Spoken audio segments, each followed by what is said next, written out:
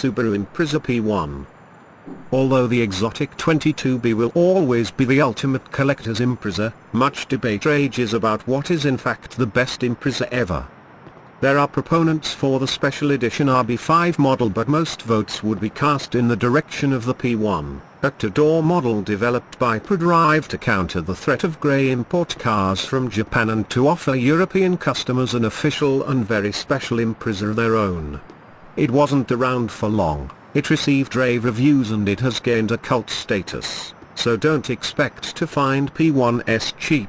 But track down a decent example and you'll have a car that could well be a modern classic.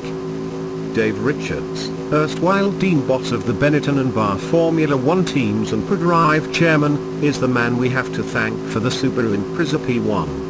Convinced that a fully homologated European two-door Impreza would be the perfect answer to the flood of steel grey import models that was beginning to overwhelm dealers, Richards met Subaru President Tancada in early 1999 and outlined his plans for the car.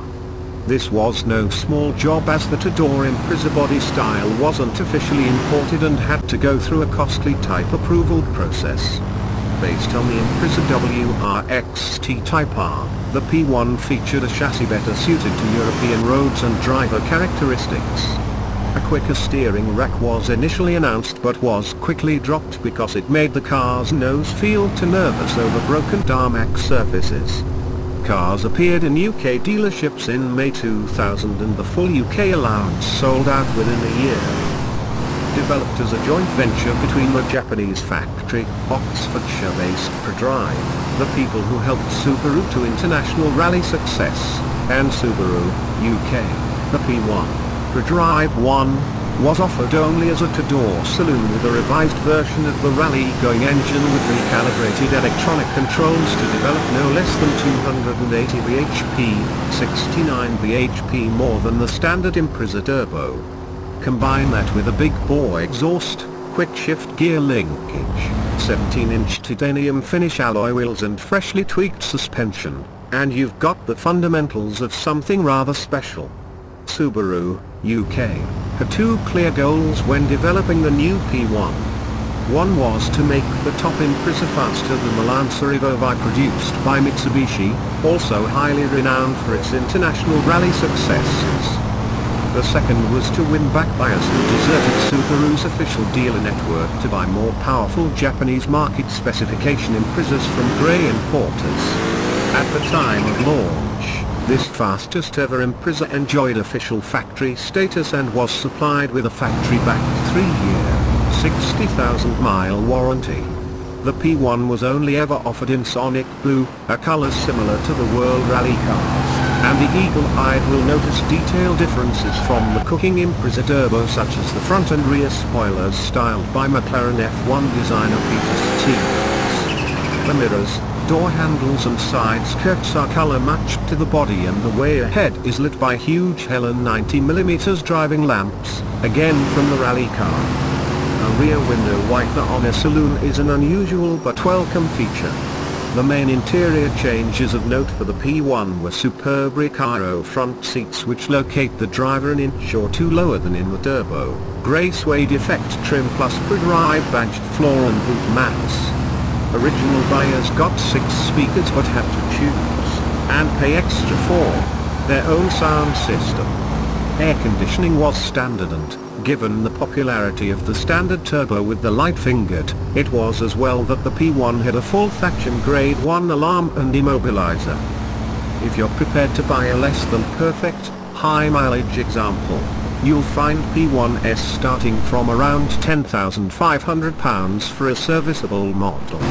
As with any car that attains cult status, mileage and condition are paramount, and with the car only being built for a year, the better the condition the more you'll pay. A typical 70,000-mile car will retail at around £12,500, one with around 45,000 miles showing £15,000, and a 20,000-mile Minter will be around £19,500, reflecting the esteem in which this model is still held. Insurance is often a loaded Group 20, and insurers may insist on additional security devices being fitted before cover is granted. Although Subaru have developed an almost peerless reputation for reliability, the P1 isn't without its foibles. Before we delve a little deeper into the car's quirks, there are some big issues that will need addressing. The first is to make sure that the car you are looking at is a P1. There have been cases of people dressing imported Impreza Type RS up as P1s and passing them off at a profit, so check for all the tricky to alter details such as the stamp on the suspension strut that reads Subaru UK. If it has a Fuji Heavy Industries stamp, you could well be looking at a ringer. Secondly, invest in a full inspection and PI check.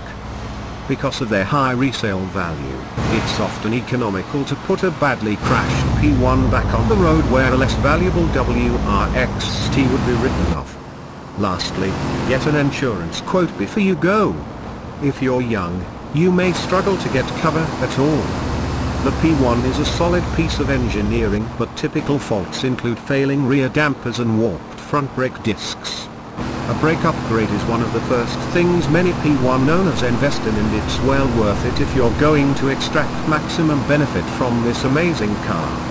The alarm bracket in the engine bay is prone to failure, creating a distinctive rattle, and the paint on the rear wing frequently bubbles. The alloy wheels are very susceptible to curb damage, and very few P1s will have escaped some sort of front spoiler/tarmac moment, often when negotiating driveways or multi-story car park ramps. Remember that the P1 likes the best grade unleaded you can find and does not respond favorably to a splash of 95 ROM. Performance is as strong as you'd expect from a car that packed a claimed 280 bhp and weighed just 1,295 kilograms. To put that into perspective, a current Ford Focus 1.6 Zetec weighs a good deal more. Many owners who subsequently dyno tested their cars found that the P1 was in fact churning out a figure closer to 300 bhp. Small wonder that it was so devastatingly quick cross-country. The manufacturer figures of a sprint to 60 miles per hour in 4.7 seconds and a top speed of 155 miles per hour in no way communicate how apocalyptically rapid the P1 feels when the turbocharger comes on stream. All four tires hook up, the steering wakes up beautifully, and the car slides all four wheels a piece at a tiny slip angle out of your favorite corner. It's completely addictive. The P1 retains the standard Impreza Turbo's drivetrain that normally proportions the 280 bhp 60/40 between the front and rear wheels. When the going gets sticky, though, it sends the power to the wheels with the best grip. The engine's response is benign when pottering about town, but the suspension feels firm over typical urban surfaces, only really coming into its stride when the car is flying like a skimming stone. The P1 appreciates being picked up by the scruff of its neck and flung at a set of bends, the damping feeling perfectly attuned to speeds that may well get you locked up on a typical British B road. The two-door shell is based on the stiff-and WRX rally car body and has been further strengthened by such means as a solid rear bulkhead. All that provides an extremely rigid platform on which to mount completely revised suspension.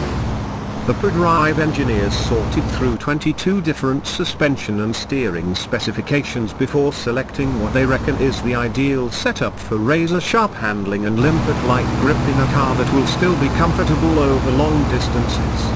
Torque, the engine's pulling power, has also been increased substantially from 214 pounds/foot to 260 pounds/foot, at the same 4,000 RPM. Though that seems a high torque peak on paper, the spread of mid-range punch is so wide you know you'll always be rewarded with a solid shove in the back no matter what gear you're in. Even in fifth it will surge from 50 to 70 miles per hour in under 7 seconds.